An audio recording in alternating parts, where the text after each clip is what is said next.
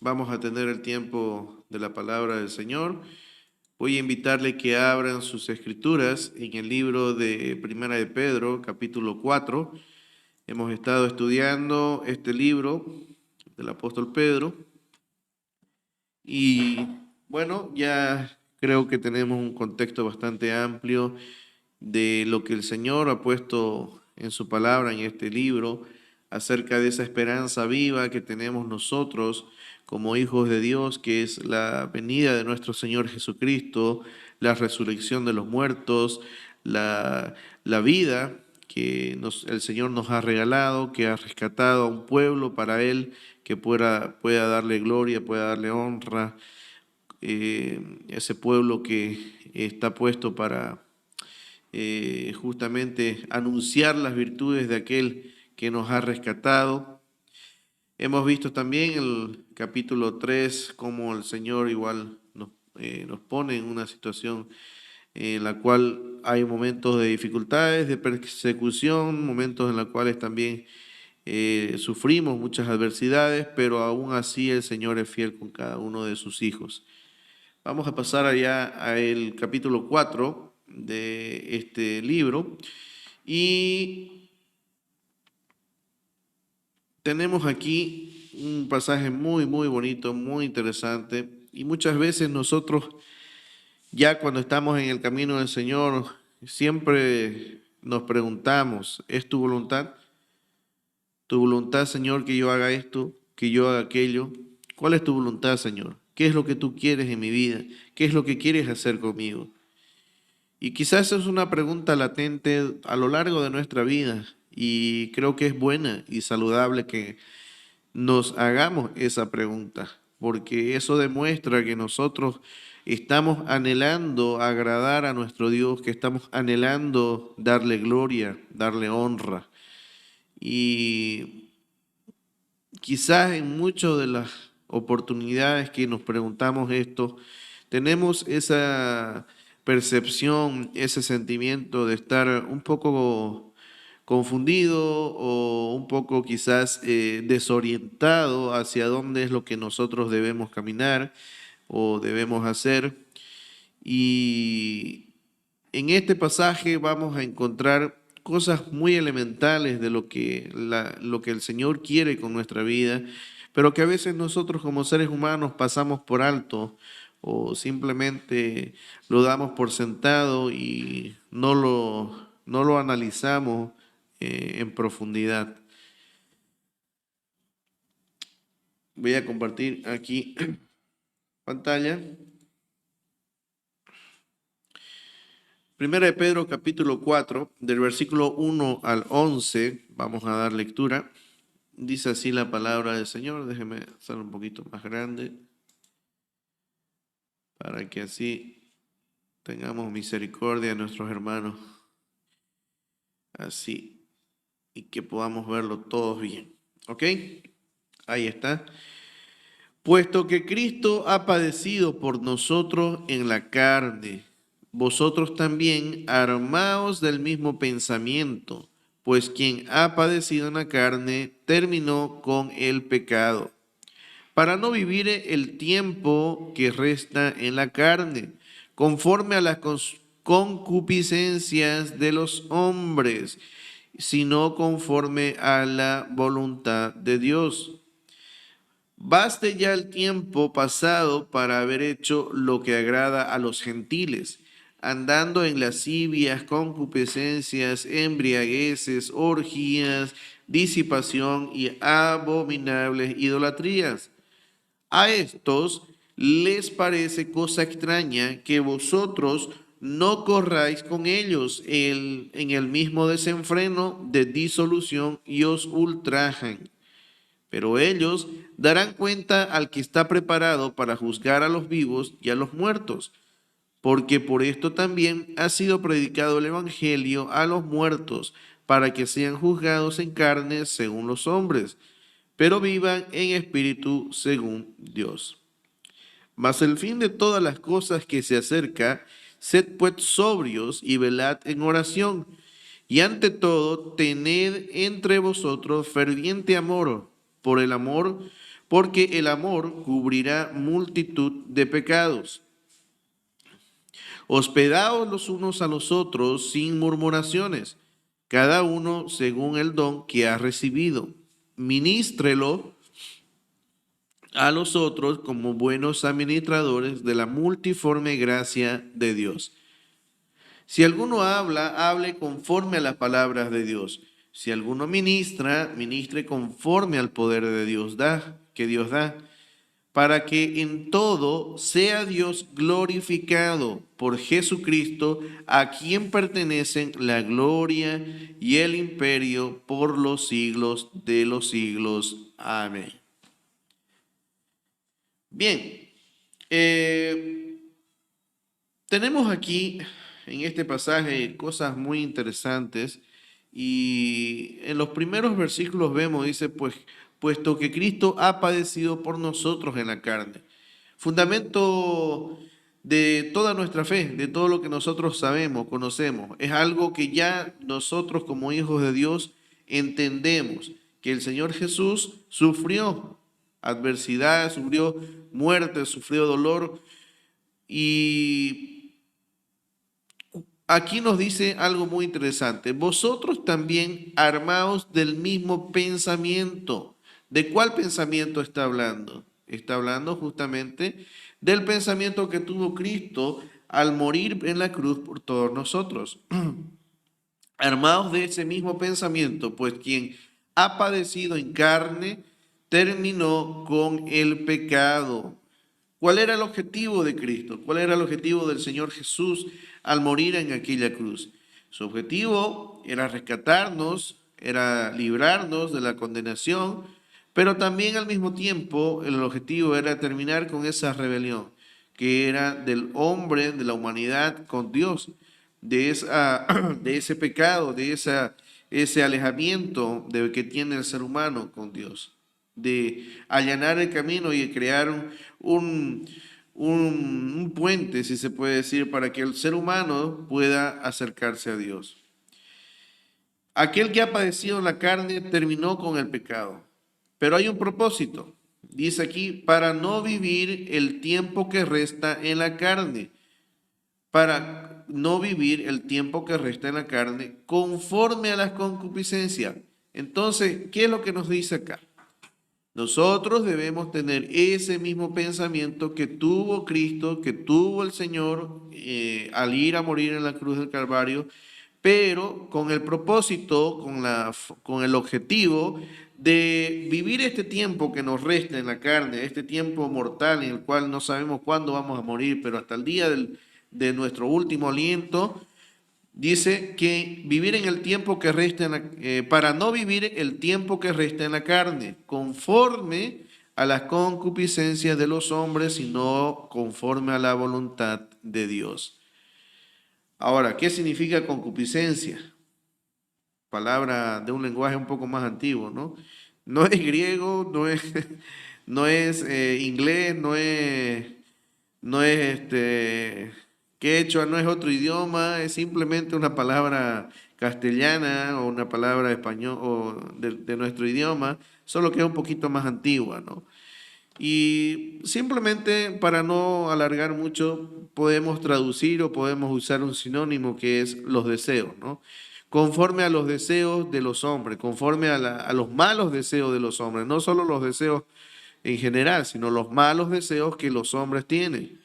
No conforme a eso, para no vivir este tiempo que resta de nuestra vida, de nuestro tiempo que tenemos en la tierra, aunque no sabemos hasta cuándo, nadie sabe cuándo le va a tocar. Eso es algo que siempre las abuelitas nos decían, siempre todo el mundo lo sabemos.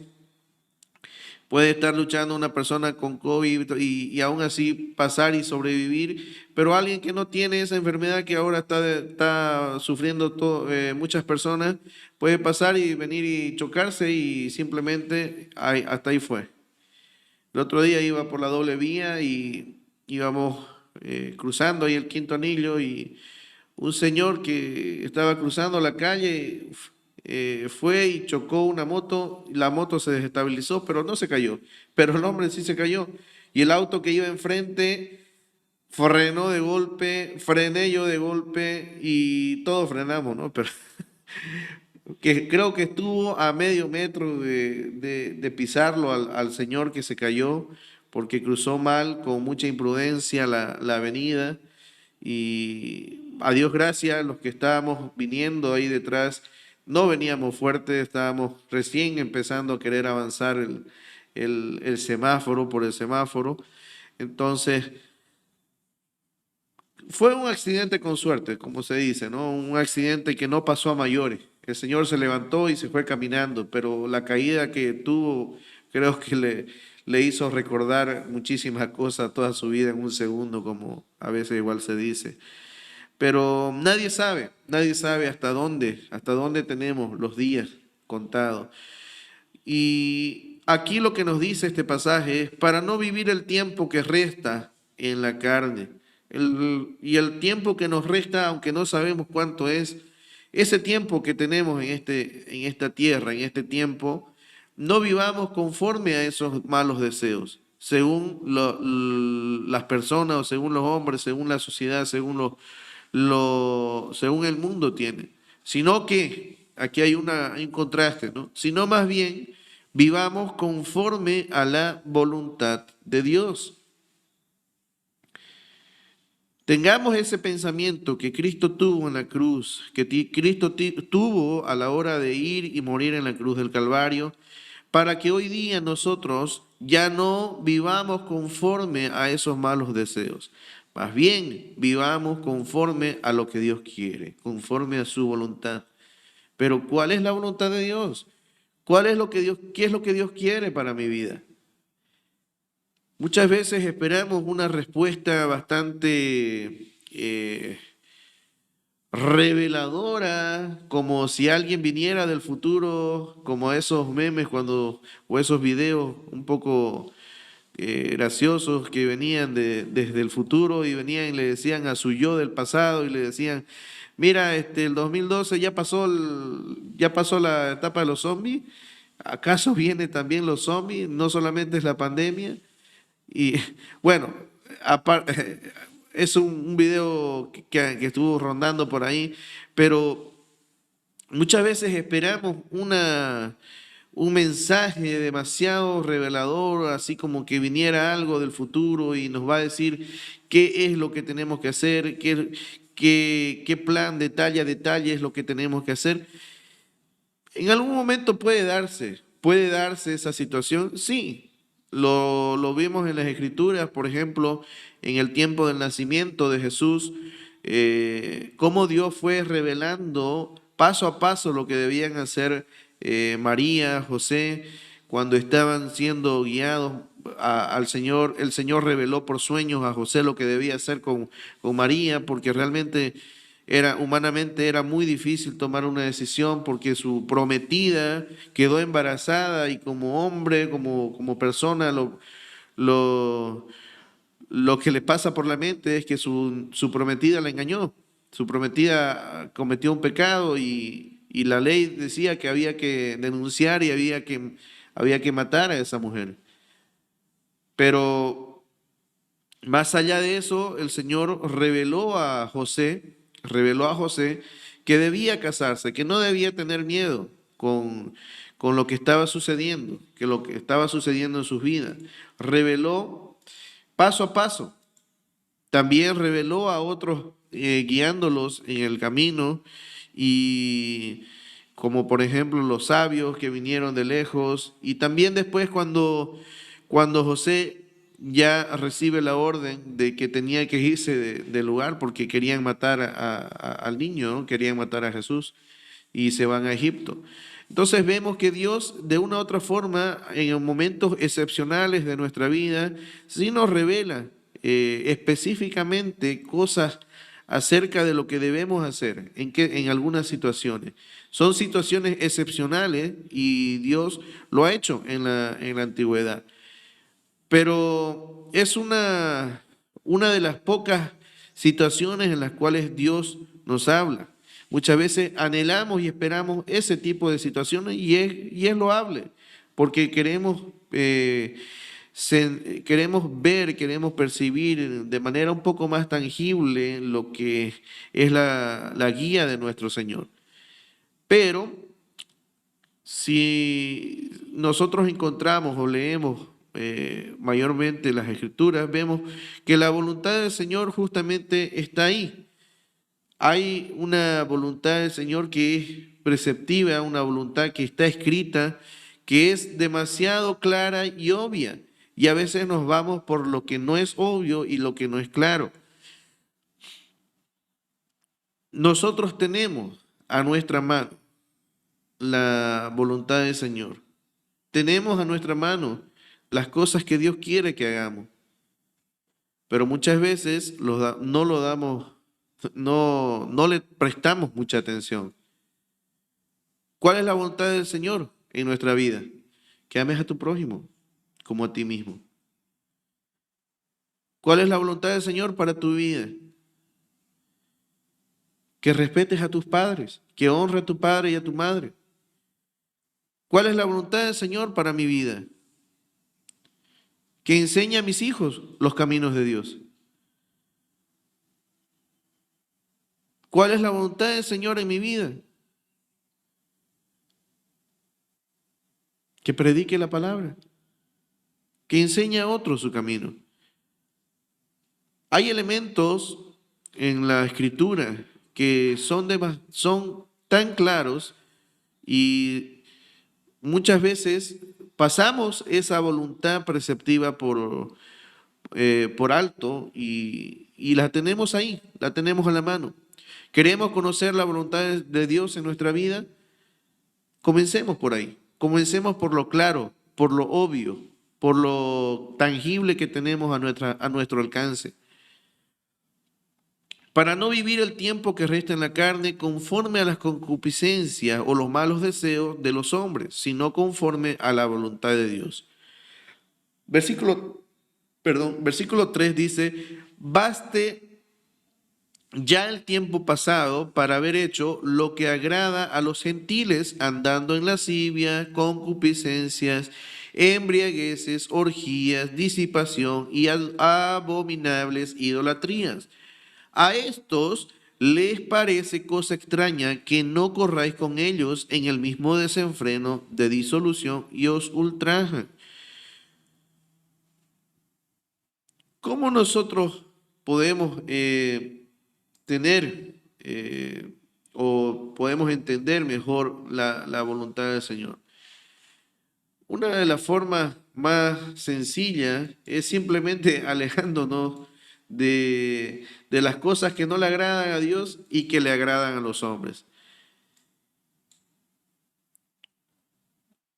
Alejándonos de aquellas cosas que no le agradan a Dios. No, ¿cierto? Al revés. Para que nosotros nos alejemos de las cosas que le agradan. A ver, hasta yo me chipé ya. A ver, alejándonos de las cosas que no le agradan a Dios, sí, pero también alejándonos de las cosas que le agradan a los hombres, a la humanidad, a la sociedad.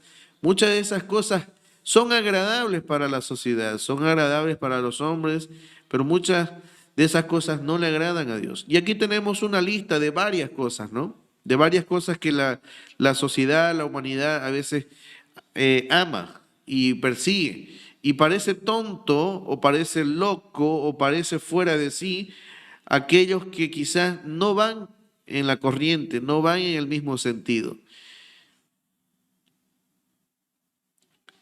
Baste ya el tiempo pasado para haber hecho lo que agrada a los gentiles. ¿Qué es lo que agrada? ¿Andando en qué? En lascivia, concupiscencias, embriagueces, orgía, disipación y abominables idolatrías.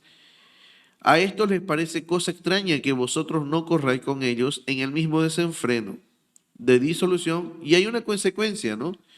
Si nosotros nos damos cuenta, aquí, cuando nosotros no seguimos esta misma corriente del río, dice, ellos terminan no solamente no entendiendo, sino que empiezan a ultrajarnos, empiezan a mostrarnos rencor, odio. ¿Por qué? Porque no aplaudimos lo que ellos hacen, porque no aplaudimos lo que los demás o las personas que son incrédulas hacen.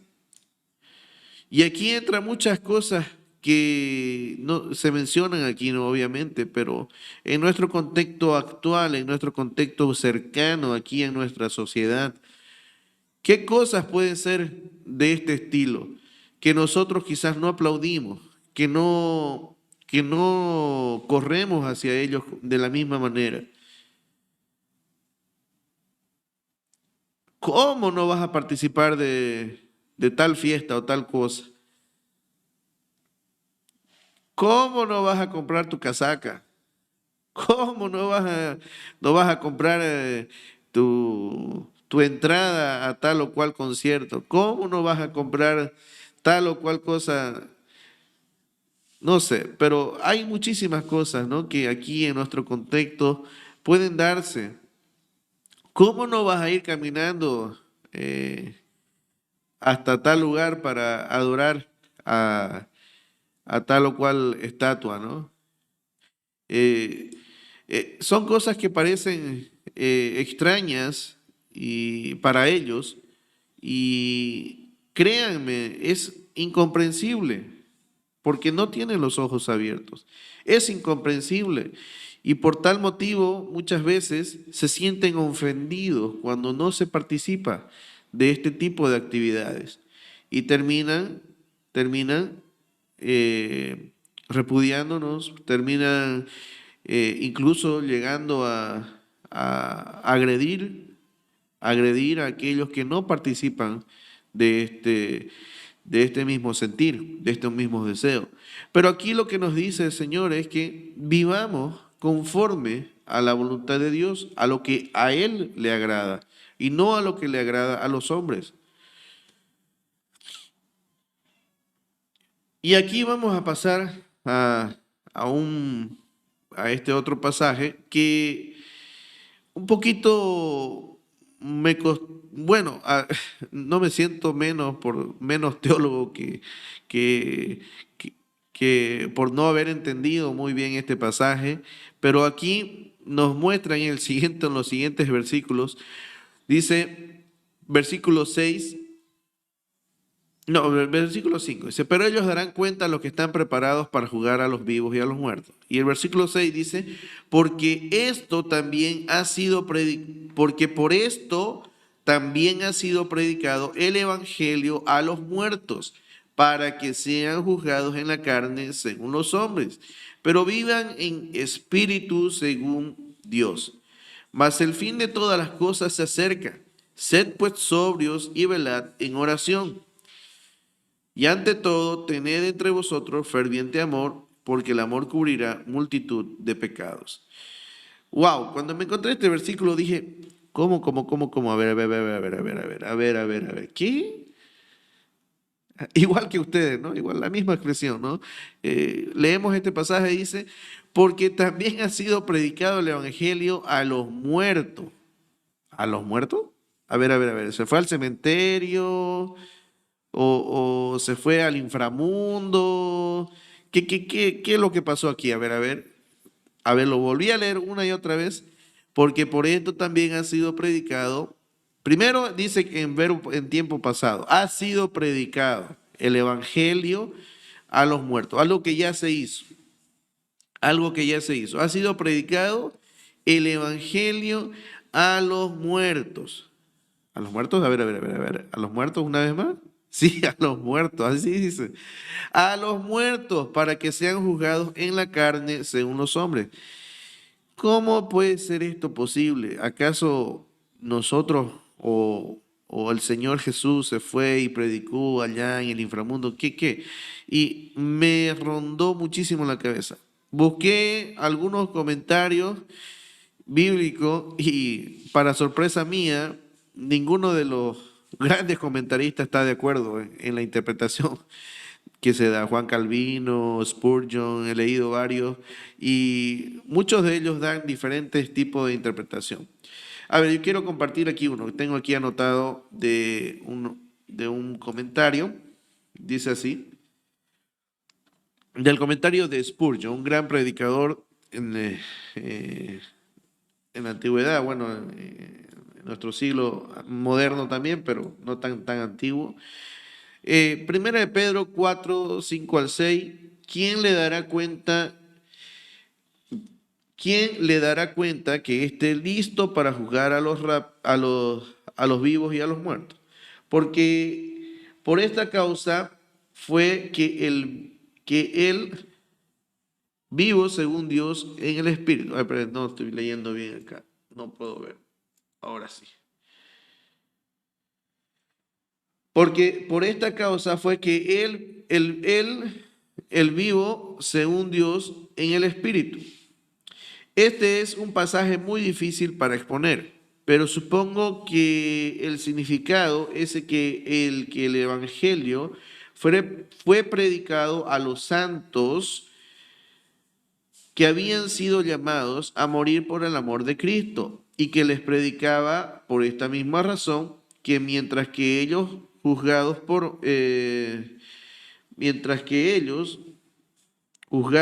por los hombres, aquí falta un pedazo, ok. Mientras que ellos fueron juzgados por hombres malvados y los estaban condenando a morir, todavía viven una vida mucho más gloriosa de la que vivían aquí, porque si estaban habilitados por su muerte de mártires para consumar su consagración a Dios. ¿Ya? Entonces, la interpretación que da, según este comentario de Spurgeon, es que este pasaje está haciendo referencia a aquellos mártires que murieron siendo juzgados por los hombres malvados, ¿ya? Pero veamos un poquito el contexto. Yo no me quedé conforme, la verdad, y me disculpa Spurgeon. Bueno, me disculparé con él cuando lo vea en el cielo. Voy a conversar con él, a ver, entenderlo mejor también. Pero aquí leí un poquito más el pasaje y bueno, yo no soy Spurgeon, ¿no? Pero voy a intentar dar mi interpretación también. ¿Ya? Así que en los pasajes anteriores vemos que se está hablando en versículo 5, ¿dónde está? Versículo 5, versículo 4. Sí, versículo 5. Pero ellos darán cuenta de lo que está preparado para juzgar a los vivos y a los muertos. Estamos hablando de juicio. Estamos hablando de un juicio, estamos hablando sobre todo de los tiempos finales, cuando el Señor venga y juzgue a todos aquellos que han vivido, ¿no? Que están en la tierra. Pero aquí el versículo 6 comienza con una palabra que es porque. Y esa palabra porque da como fundamento de lo que se dijo anteriormente. Ya viene a ser fundamento de lo que está arriba, en otras palabras. Por eso también ha sido predicado, porque por esto también ha sido predicado el Evangelio a los muertos. Si nosotros cortamos aquí, lamentablemente la interpretación que podemos dar es bastante ambigua y oscura, ¿no? Porque pareciera que está hablando de los muertos que están en el cementerio o de los que ya murieron, pero para que sean juzgados en la carne según los hombres, pero vivan en espíritu según Dios. Aquí hay un pequeño contraste que habla acerca de que sean juzgados en la carne según los hombres. ¿Y cuál es ese vivir en la carne según los hombres? Si ustedes miran más arriba, en los versículos 2 y 3, es justamente lo que estábamos hablando. Los hombres que no creen en Dios, los que no están cercanos al Señor, los que no han sido abiertos sus ojos, nos dice en Efesios que están muertos en delitos y pecados. Aquellos que no están muertos, no pueden ver las cosas espirituales. En Corintios nos dice que el hombre espiritual, el hombre carnal, no entiende, no concibe, no comprende las cosas de Dios. Para él son locura. para él son locura. Tenemos aquí en los versículos de arriba, entonces, una descripción de lo que es estar muerto en vida, de una persona que no cree, va a vivir conforme a esto a esta lista que tenemos en los versículos 2 y 3. Una persona que no ha abierto los ojos, que el Señor no se ha revelado a su vida, que no entiende las cosas espirituales, que está muerto en delitos y pecados, que está en esa muerte en vida, pues no va a comprender las cosas del reino, las cosas del Señor. Y aquí nos dice en el versículo 6, porque por esto ha sido predicado, algo que ya se hizo. Se predica el Evangelio a los muertos para que sean juzgados en la carne, pero vivan según el Espíritu, para que vivan en espíritu según Dios. Está hablando justamente de que nosotros en esta tierra, las personas o los seres humanos, estamos nosotros recibiendo el Evangelio. Y aquellos que no creen y que están lejos de entender las cosas espirituales, las cosas de Dios, y que estamos muertos en delito y pecado. Bueno, yo no, pero espero que no, pero los que no creen, que están muertos en delitos y pecados, aquellos que están muertos en vida, de estos que no creen en el Señor, pues en algún momento también serán juzgados. Serán juzgados por eso mismo que hicieron, por eso mismo que están viviendo, según esos principios o ese modos de vivir, ese modo de vivir según las concupiscencias, según la carne, según toda la lista que tenemos ahí arriba. Pero nosotros los que sí creemos en el Señor, por el contrario, aquí hay un pero vivan en espíritu según Dios. Nosotros también estábamos en ese otro grupo. En algún momento de nuestra vida estuvimos en ese grupo que estaba muertos, alejados, sin vida espiritual, sin comprender lo que el Señor quiere, eh, lo que el Señor ha hecho por nosotros en la cruz del Calvario. Ha sido predicado a estos muertos, a estos que no entienden, es decir, a nosotros también. Se ha predicado el Evangelio porque también seremos juzgados, pero dice que nosotros también para que vivamos en espíritu según Dios. Yo no estoy conforme al 100% de toda la interpretación que acabo de dar, pero me da un poquito más de tranquilidad, porque entiendo que lo que aquí se está hablando es justamente acerca de eso. No pretendo dar algo demasiado sesgado porque al buscar a los grandes comentaristas y grandes comentarios, tampoco están de acuerdo, ¿no? Y lo voy a dejar ahí. Pero sí me doy cuenta de algo muy importante, que lo que viene adelante me aclara mucho. Lo que viene después me aclara mucho de lo que el Señor quiere decirnos en este pasaje. Versículo 7 dice, mas el fin de todas las cosas se acerca. El fin de todas las cosas se acerca. ¿Y de cuál fin está hablando? Del fin de todas las cosas, de cuando el Señor Jesús venga y este mundo que conocemos se acabe y el Señor haga nueva todas las cosas. Mas el fin de todas las cosas se acerca. Sed pues sobrios y velad en oración.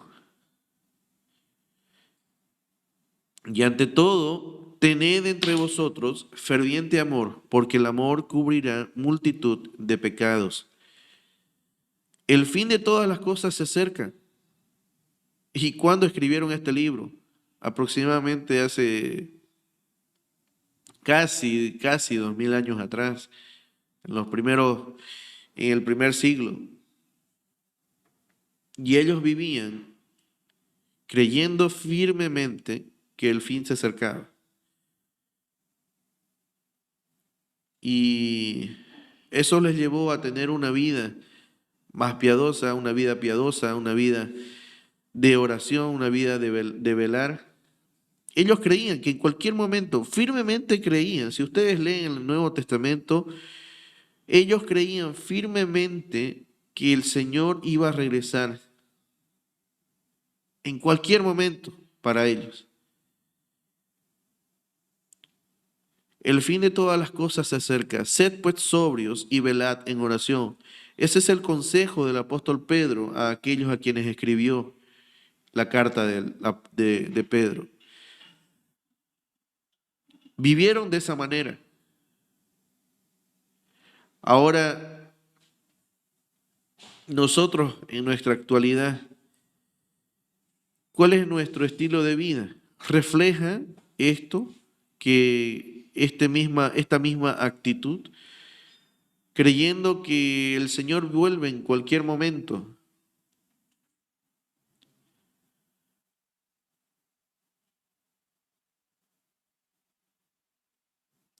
El fin de todas las cosas se acerca.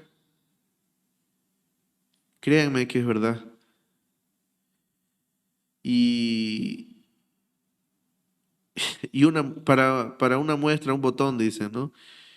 Las cosas que estamos viviendo eh, dan cuenta de eso. Desde hace mucho tiempo, ¿no? Yo me acuerdo cuando estaba en la escuela, escuchaba, ¿no? Igual algunos comentarios que ya se acerca el fin del mundo. Me acuerdo una vez todavía que decían, se había dado un anuncio así de esos. Bueno, hoy en día entiendo que son esos anuncios, ¿no? Que solo buscan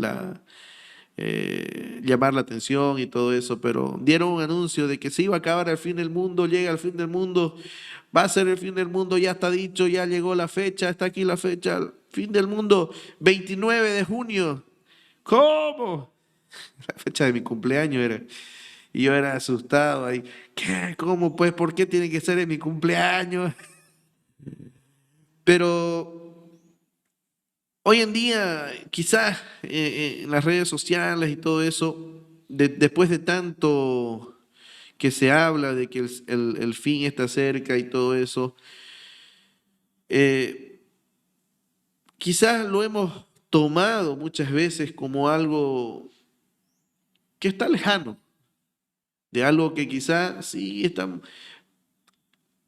como que algo que podemos medir.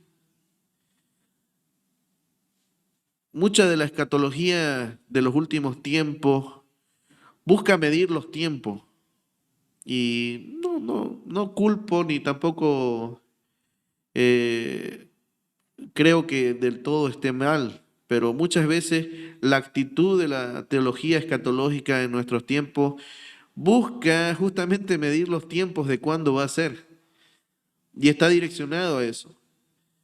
Pero uno de los principios de la escatología o de la teología escatológica de los tiempos finales es algo tan sencillo y tan básico.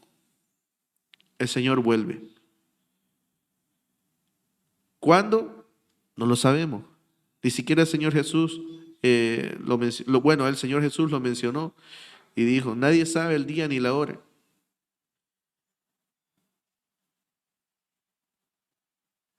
Vivamos así, como si el Señor Jesús va a volver en cualquier momento. Créanme que vivir con una actitud así cambia todo el panorama de, de los objetivos de nuestra vida, de los objetivos que tenemos como familia. Señor, vuelve, pero espera que lleve a conseguir y comprarme mi camioneta 4x4. Señor, va a volver el Señor Jesús, pero por favor espera que termine de vender el terreno que estoy vendiendo. Que venga el Señor Jesús, pero por favor espera que mi hijo salga profesional. Señor Jesús, vuelve pronto, pero espera que termine mi carrera. Señor Jesús, vuelve pronto, pero espera un momento que tengo que hacer tal o cual cosa.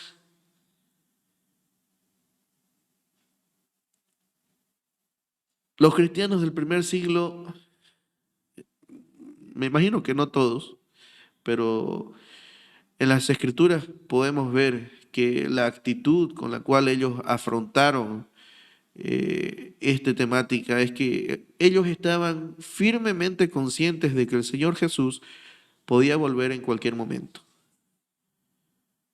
Y esa era la actitud que ellos tenían. Versículo 7, mas el fin de todas las cosas se acerca.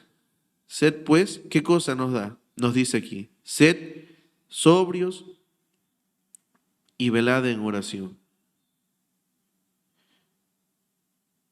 Velad en oración. Y ante todo, tened entre vosotros ferviente amor, porque el amor cubrirá multitud de pecados. Vivamos con esta actitud. Más allá de que quizás no comprendamos muy bien lo que se dijo anteriormente acerca de ese versículo 6, pero lo que viene aquí delante a mí me deja mucho más claro y me deja mucho más tranquilo porque vemos algo muy, muy importante y que es muy real y que es muy claro. Y vamos siempre desde lo claro a lo oscuro. Primero entendemos lo claro y después lo que no entendemos. Y esto nos da pauta de cómo nosotros podemos vivir conforme a la voluntad de Dios. ¿Quieres vivir conforme a la voluntad del Señor? Conforme a la voluntad de Dios, como comienza este pasaje en los primeros versículos, sino conforme a la voluntad de Dios, según el versículo 2. Esta es una buena actitud. Sed pues sobrios, velad en oración, y ante todo, tened entre vosotros ferviente amor, porque el amor cubrirá multitud de pecados. ¿Qué significa ferviente? Bueno, una forma sencilla y rápida de poder explicarlo es pon en un vaso, corta 2 limones, pon 2 limones exprimidos ahí en el vaso, no, hay que exprimir solo el jugo, y pon 2 cucharillas de bicarbonato de sodio. Si no han hecho nunca ese experimento en la escuela, les animo que lo hagan y vean qué significa ser ferviente. Ferviente es algo que hierva, algo que rebalse, que nuestro amor por nuestros hermanos sea de ese mismo estilo. Tened entre vosotros ferviente amor, porque el amor cubrirá multitud de pecados. ¿Cómo podemos tener un amor ferviente entre nosotros? Y aquí nos da algunas opciones prácticas. Hospedaos los unos a los otros sin murmuraciones. En aquel entonces, en aquel momento, en aquel contexto, en el primer siglo, muchas de las familias cristianas y por el mismo ambiente geográfico, se caminaba bastante de ciudad en ciudad, se viajaba y los viajes pues no eran cortos, ¿no? Los viajes duraban 1 día, 2 días cuando uno quería ir, por más que ahora lo veamos cortito porque eran como 20 kilómetros y uno en auto puede ir y volver en el mismo día. Pero en ese entonces no era así. Para ir, digamos, de aquí a La Guardia tienes que ir en burro y llevarte todas tus cosas porque el viaje duraba casi todo el día y te tocaba dormir 1 día en otro lado, en otra familia, en otro lugar, y al volverte otro día. Y entonces calcula un viaje de aquí a La Guardia, de Santa Cruz a La Guardia, que no son como que ni 20 ni 30 kilómetros, creo. Pero imagínate un viaje así, sin vehículos, sin avión, sin nada. Lamentablemente ibas a tener que buscar hospedaje en algún lugar. Y los viajes así eran muy comunes, ¿no? En ese entonces. Y también era muy común hospedar a hermanos, ¿no? Entre hermanos cristianos, creyentes. Pero cuando ya se hace muy seguido, como que, otra vez está aquí, otra vez. ¿Por qué no va y busca otro lugar? Ah, no tengo nada que darle. Hospedados los unos a los otros sin murmuraciones, ¿no? Eh, Aquí nosotros conocemos muy bien el dicho, ¿no? Es ley del cruceño, la hospitalidad. Y creo que es algo que nosotros debiéramos vivir, algo que nosotros debiéramos mostrar, ¿no? Tener entre vosotros ferviente amor porque el amor cubrirá. Y el amor entre nosotros muchas veces es práctico, es en las cosas prácticas. Y a veces resulta incómodo. Lamentablemente a veces amarnos entre nosotros y ayudarnos entre nosotros muchas veces significa tiempo, gasolina, tiempo, significa crédito, significa, no sé, lo que sea que tú hagas muchas veces significa invertir en algo o hacer un sacrificio o pasar alguna incomodidad. Y el Señor aquí nos exhorta, ámense con amor ferviente. Y nos da un ejemplo muy práctico, hospedados los unos a los otros. Pudo haber puesto un punto final en esa oración, ¿no? Hospedados los unos a los otros, punto. Pero continuó diciendo, sin murmuraciones, sin quejarse en otras palabras. Muchas veces amamos a nuestros hermanos, ayudamos a nuestros hermanos, pero terminamos de ayudar y es, "Ay, por fin se acabó, ya dejé de ayudar. Ay, otra vez, ojalá no me vuelva a pedir esto nunca más".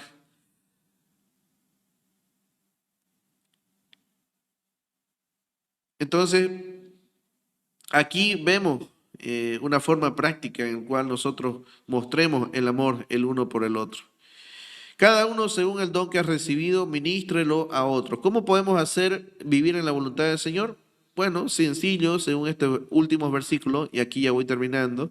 Sé que algunos quieren ya irse a cocinar. Ministrelo a los otros como buenos administradores de la multiforme gracia de Dios. Si alguno habla conforme a las palabras de Dios, si alguno ministra, ministre conforme al poder de Dios, para que en todo sea Dios glorificado por Jesucristo, a quien pertenecen la gloria y el imperio por los siglos de los siglos. Amén.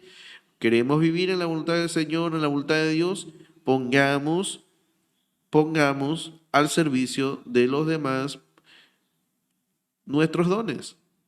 Cada uno, según el don que ha recibido, no según lo que no tiene, según lo que ya Dios le ha dado, ministrelo a otros como buenos administradores de la multiforme gracia de Dios. Póngalo en práctica, sus dones. No espere, no espere que alguien le dé una autorización para poner en práctica los dones. No me llame para preguntarme si puedo ir a predicar a mi vecino. No me llame o no llame a alguno de los ancianos para pedir permiso de ir y predicar el evangelio en las plazas. No pida permiso a cualquier autoridad de la iglesia o cualquier autoridad o algún hermano pida autorización para llamar a tu hermana para saber cómo está. No necesitamos autorización para poner en práctica nuestros dones, las cosas que Dios ha puesto en nuestra vida. Hazlo. Es algo que Dios te ha dado, algo que tú tienes que administrar. No esperes que aparezca un gran plan magistral de la iglesia para poder poner en práctica algo que Dios te ha dado y puedas bendecir a otro. Ora, obviamente, al Señor y ponlo en práctica. Vive con esa misma actitud. ¿Cuáles son esos dones? Hay muchos dones, quizás podríamos tener otra prédica entera acerca de los dones espirituales, pero puedes revisar libro de Corintios, en Primera de Corintios capítulo 12, ahí podemos encontrar un poco más de información acerca de los dones espirituales, acerca de los dones que hemos recibido por el Espíritu Santo, por nuestro Señor, y pongámoslos en práctica. Pero pastor o hermano o anciano, Basilio, yo no sé cuál es mi don. Yo no sé cuál don tengo. Es una pregunta válida porque muchas veces es muy difícil entender. Pero créeme que mientras tengas una actitud de servicio y de ayudar a otros, tu don va a florecer. el don que tú tienes va a florecer y más temprano que tarde te darás cuenta de cuál es el don que Dios ha dado en tu vida. Pero si no queremos hacer nada, si simplemente nos echamos en la hamaca y esperamos que otro lo haga, ese don nunca va a florecer. Simplemente se va a quedar ahí como una plantita que no creció. Y no se va a notar, porque cuando algo no se cuida, empieza a crecer la hierba alrededor y no entendemos cuál es el don que tenemos. Puedo entender una pregunta así válida de un hermano que tiene 3, 4 meses en la fe cristiana o que recién se ha acercado al Señor, pero muchas veces cuando un hermano me pregunta o alguien me pregunta, no sé cuál es mi don y tiene 10 años en la iglesia, siento que no hay algo, siento que no hay coherencia y, y no es con el afán de criticar a nadie aquí, simplemente porque creo que debemos ponernos las pilas y darnos cuenta y buscar servir a los unos a los otros para poder ver cuál es el don que Dios ha puesto en nosotros. Y eso es lo que Dios anhela y espera de cada uno de nosotros. Cada uno, según el don que ha recibido, ministrelo a los otros como buenos administradores de la multiforme gracia de Dios. Que sea siempre esa la actitud en cada uno de nosotros. Amén. ¿Quieres vivir en la voluntad del Señor, en la voluntad de Dios? Comienza por lo obvio, comienza por lo claro, por lo que es entendible. Tenemos en las Escrituras una guía, tenemos en la Biblia una guía muy amplia y muy clara. En la mayor parte de lo que tenemos en las Biblias es muy clara para entender lo que Dios quiere con nosotros. Empecemos por ahí y la voluntad de Dios estará presente en nuestra vida. Amén. Oremos.